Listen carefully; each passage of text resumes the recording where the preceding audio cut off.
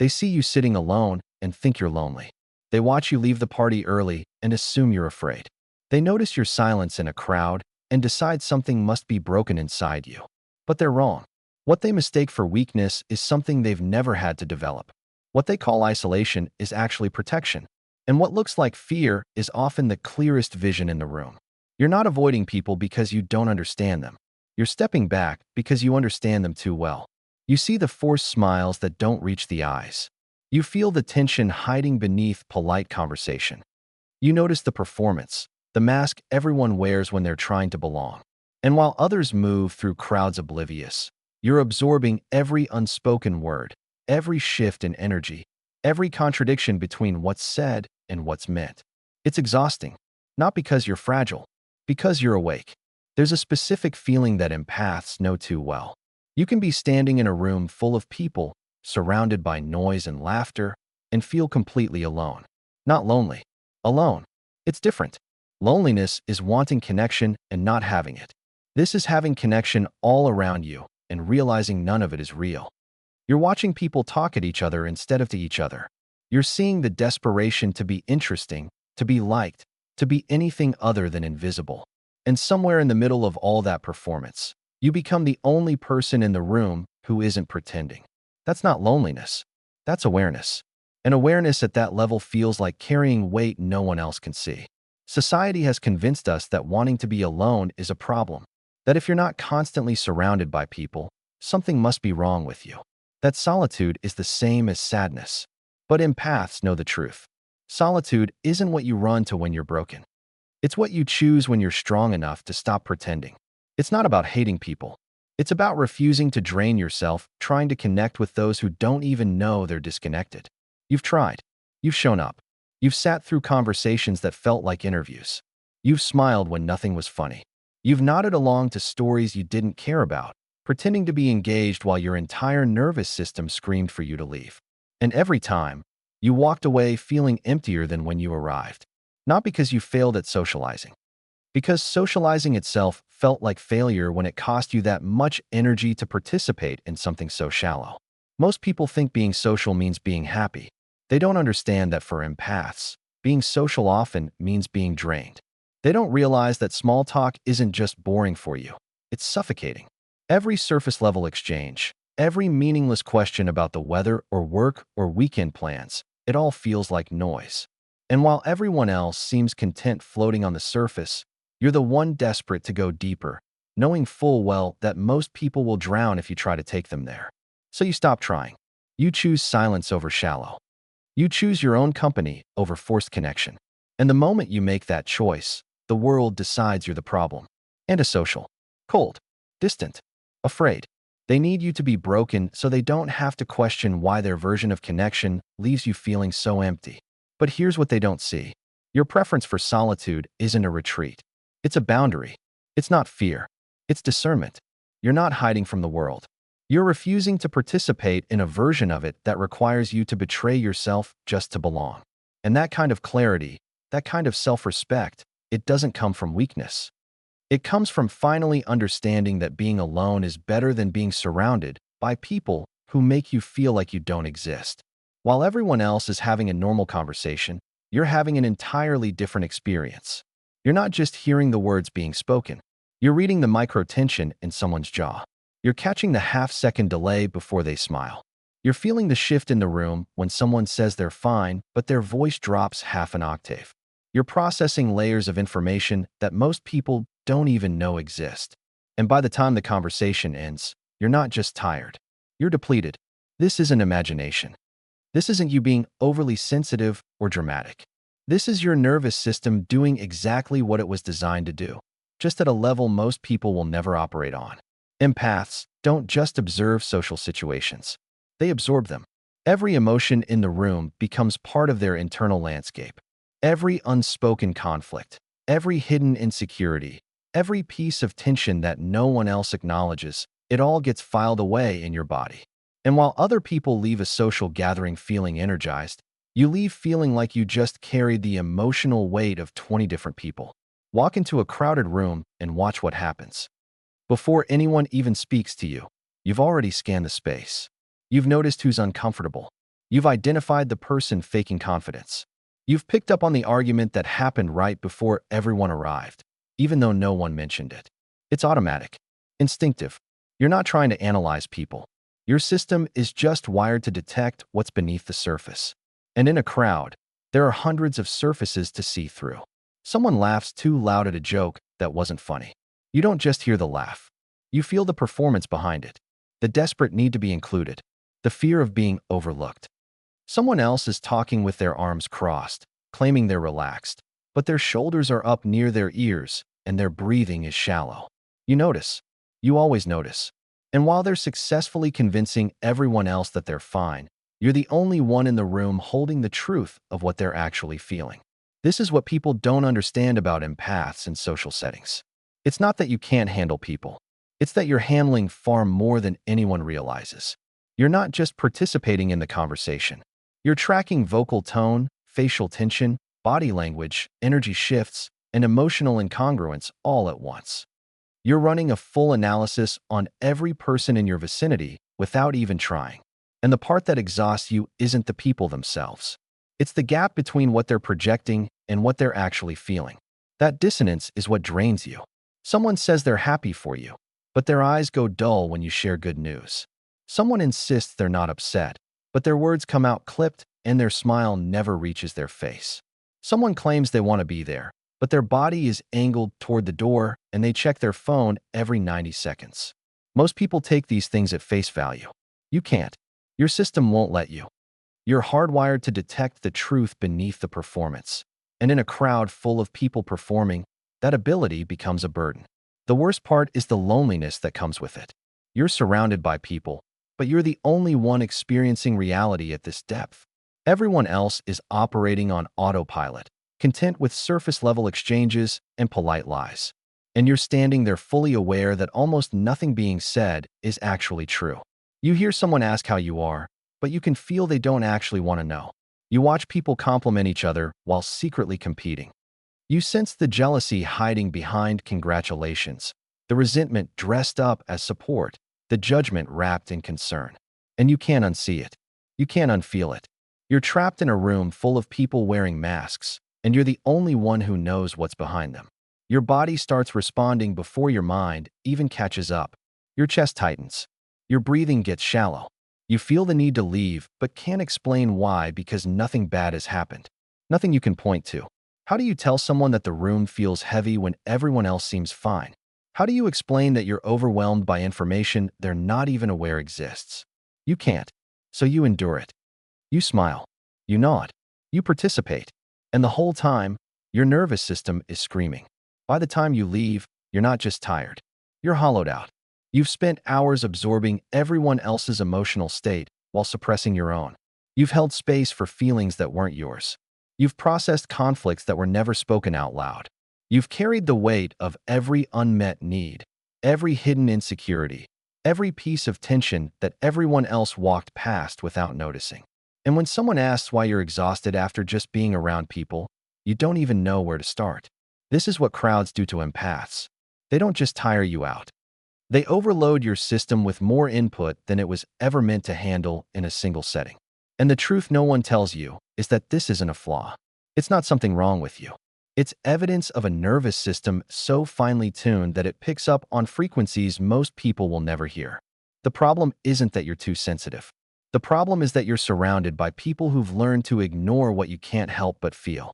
There's a pattern empaths fall into, and it takes years to recognize.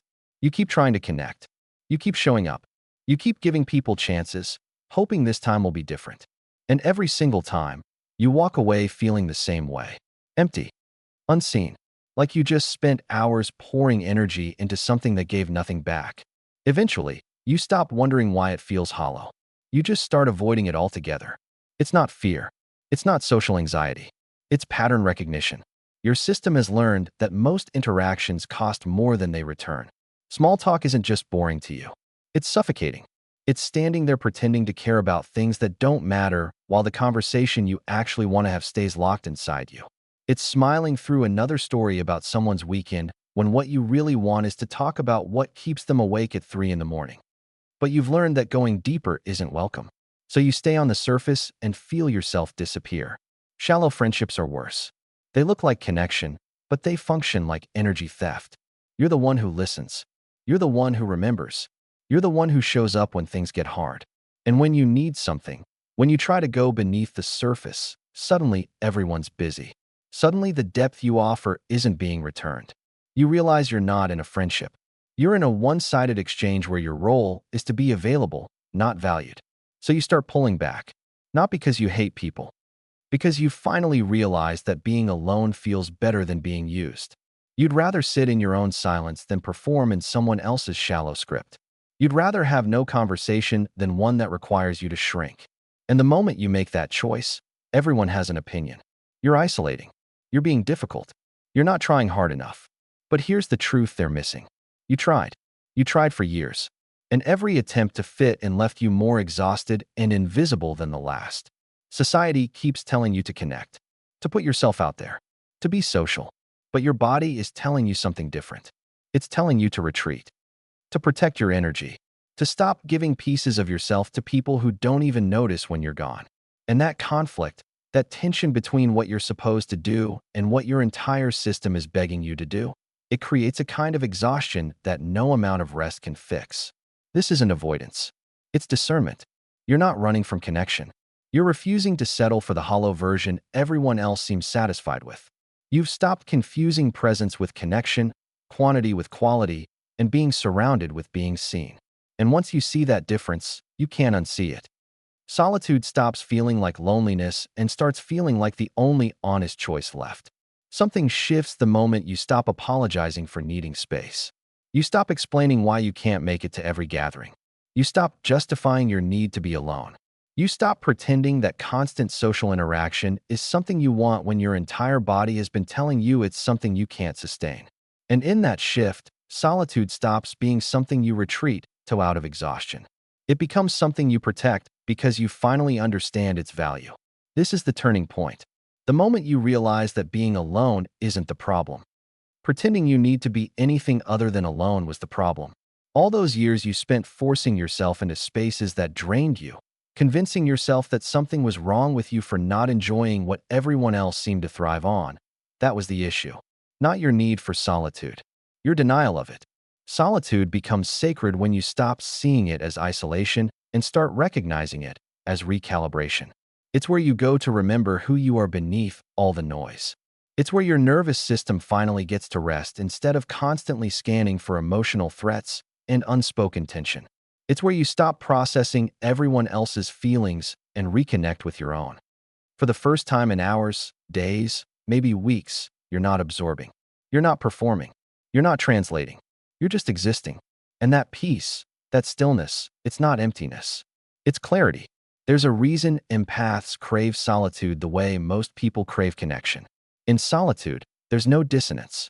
No one is saying one thing and meaning another. No one is smiling while seething. No one is pretending to care while emotionally checked out.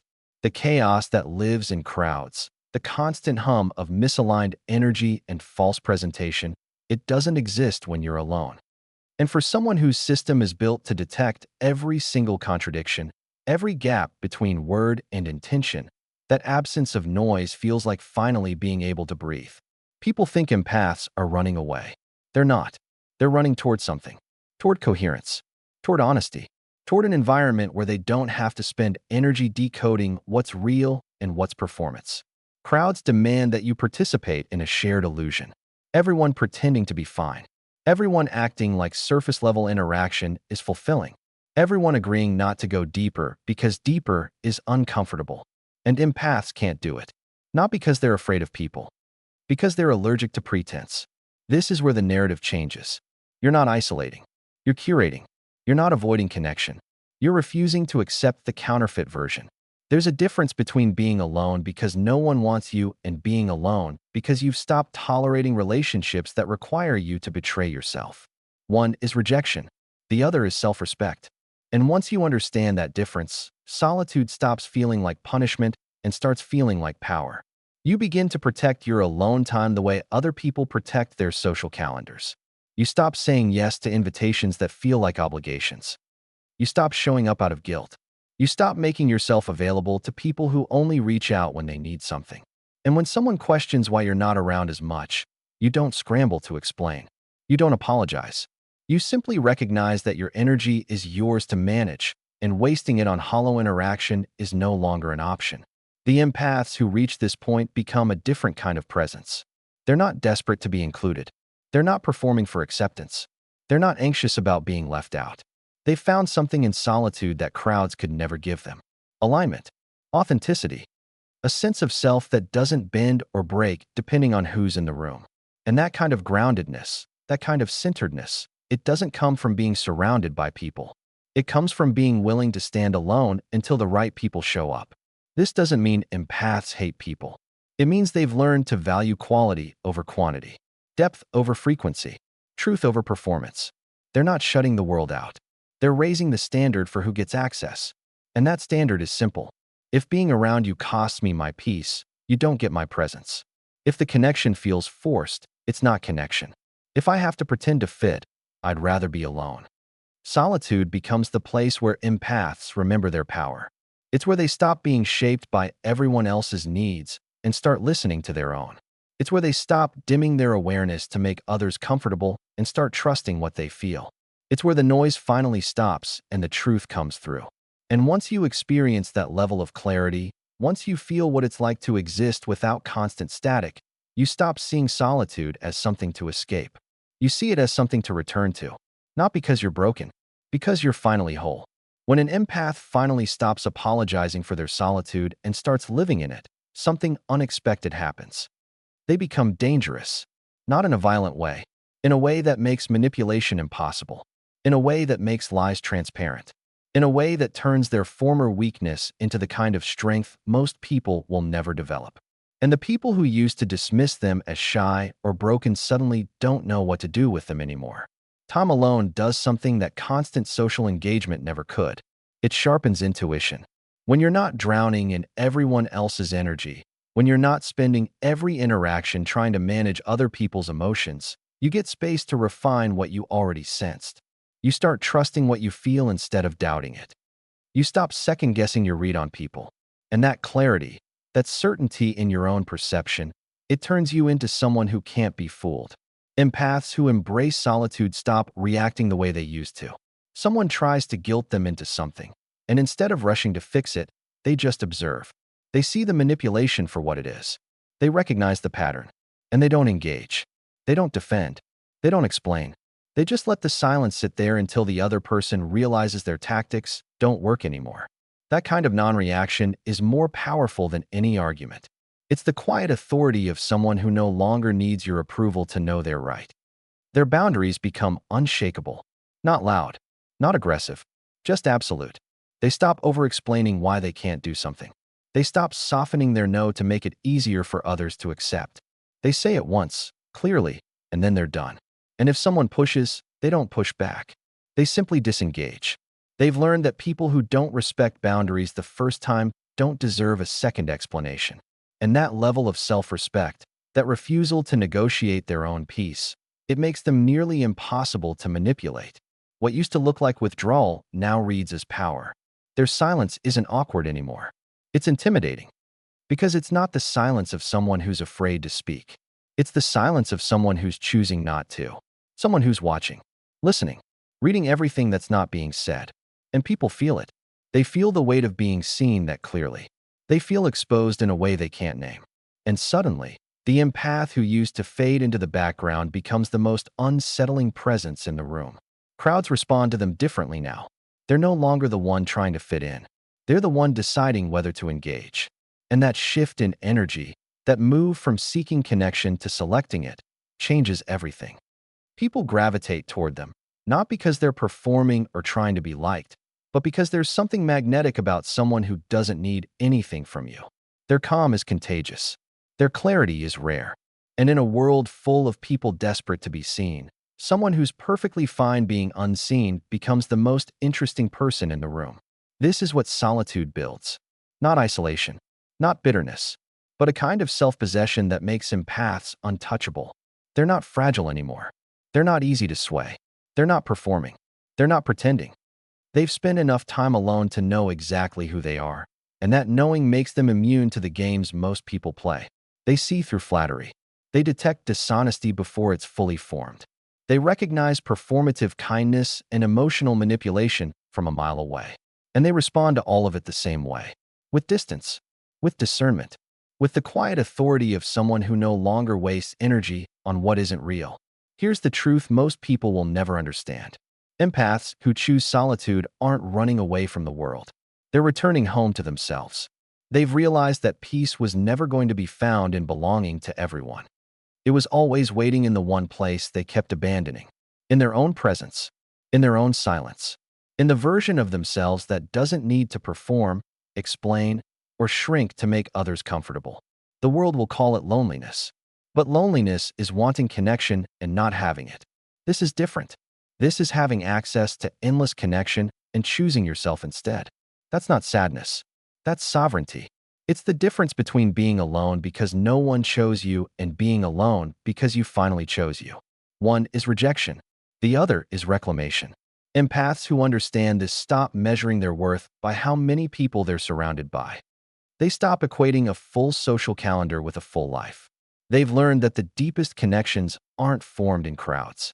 They're built in stillness, in solitude, in moments where there's no noise, no distraction, no pretense, just truth. And once you've tasted that kind of clarity, once you've felt what it's like to exist without compromise, you stop chasing the version of connection that requires you to lose yourself. If this resonated with you, if you've ever felt more alone in a crowd than you do in your own company, leave a comment. Tell me what solitude has taught you. And if you're someone who's still learning to protect your peace, subscribe. Because there's more to say about the quiet strength empaths carry. The strongest people are often the quietest. The wisest are the ones who know when to walk away. And the most powerful thing an empath can do is stop apologizing for needing space and start protecting it like the sacred thing it is.